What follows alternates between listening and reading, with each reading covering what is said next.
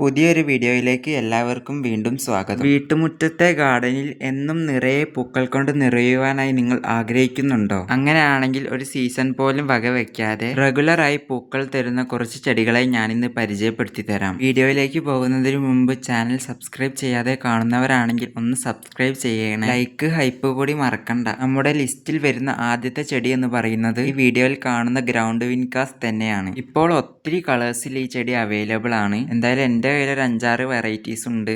ഇപ്പോൾ അടുത്ത പ്ലാന്റ് എന്ന് പറയുന്നത് 10 മണിയാണ്. ഇത് ഏറെക്കുറെ എല്ലാവരുടെയും വീട്ടിൽ കാണുന്ന ഒരു തരം ചെടി തന്നെയാണ്. മഴയാകുമ്പോൾ കുറച്ച് ശ്രദ്ധിക്കണം എന്ന് മാത്രമേ ഉള്ളൂ 10 മണിയുടെ കേസ്. പിന്നെ നല്ല സൂര്യപ്രകാശവും വേണം, അധികം വളമൊന്നും ആവശ്യമില്ലതാനും. അടുത്ത കാണിക്കുന്ന ഈ ചെടി എന്ന് പറയുന്നത് ഗാർഡനിലെ സ്റ്റാർ തന്നെയായി മാറുന്ന ഒരു ചെടി തന്നെയാണ്. ഇതിന്റെ പേര് എന്ന് പറയുന്നത് സ്റ്റാർസീനിയ എന്നാണ്. പേര് പോലെ തന്നെ ഗാർഡനിലെ ഒരു സ്റ്റാർ തന്നെയാണ് ഇവൻ. നിറയെ പൂക്കൾ കൊണ്ട് നിറയുകയാണെങ്കിൽ ഇതിനേക്കാൾ ഭംഗിയാണ് ഇതിനുണ്ടാവുക. ഡയറക്റ്റ് സൺലൈറ്റ് ആണ് ഈ ചെടിക്ക് ആവശ്യമുള്ളത്. ഇപ്പോൾ നല്ല വെയിലായതുകൊണ്ട് തന്നെ 2 നേരമെങ്കിലും മിനിമം വെള്ളം ഒഴിച്ചു കൊടുക്കണം ഈ ചെടിക്ക്, അല്ലെങ്കിൽ പെട്ടെന്ന് വാടി പോകും കേട്ടോ. അടുത്തത് എന്ന് പറയുന്നത് നാടൻ പെറ്റൂണിയാണ്. ഇപ്പോൾ എൻ്റെ കയ്യിൽ തൽക്കാലം ഈ ഒരു കളർ മാത്രമേ ഉള്ളൂ, പക്ഷെ നല്ല രീതിയിൽ നിറയെ പൂക്കൾ തരും. അടുത്തത് ചെത്തിപ്പൂവ് അല്ലെങ്കിൽ ചെണ്ടുമല്ലി എന്ന് പറയുന്ന ഈ ചെടിയാണ്. കുറച്ച് വളം മാത്രം കൊടുത്താൽ മതി, ഇതുപോലെ ഫ്ലവേഴ്സ് ആയിക്കോളും. പിന്നെ ഒരു കാര്യം കൂടി പറയാൻ വേണ്ടി വിട്ടുപോയി. ഇതിൻ്റെയൊക്കെ പ്രൊപ്പഗേഷൻ എങ്ങനെയാണെന്ന് കൂടി ഞാൻ പറഞ്ഞു തരാം. ഗ്രൗണ്ട് വിൻകയുടെ കേസ് എടുക്കുകയാണെങ്കിൽ നമുക്ക് 2 രീതിയിൽ തന്നെ പ്രൊപ്പഗേറ്റ് ചെയ്യുവാൻ സാധിക്കുന്നതാണ്. ഒന്നാമത്തെ മെത്തേഡ് എന്ന് പറയുന്നത് സ്റ്റെം കട്ടിങ്ങിലൂടെയാണ്. രണ്ടാമത്തേത് ഫ്ലവർ പോയ അവിടെ ഒരു സീഡ് പോഡ് ഉണ്ടായിട്ട് ആ സീഡ് പോഡ് മെച്ചർ ആയ ശേഷം കറുത്ത സീഡ്സ് ഉണ്ടാവും. ആ സീഡ്സ് നട്ടാലും പുതിയ തൈകളാക്കി എടുക്കുവാൻ സാധിക്കും. ഇനി നാടൻ പെറ്റൂണിയുടെ കേസ് എടുക്കുകയാണെങ്കിലും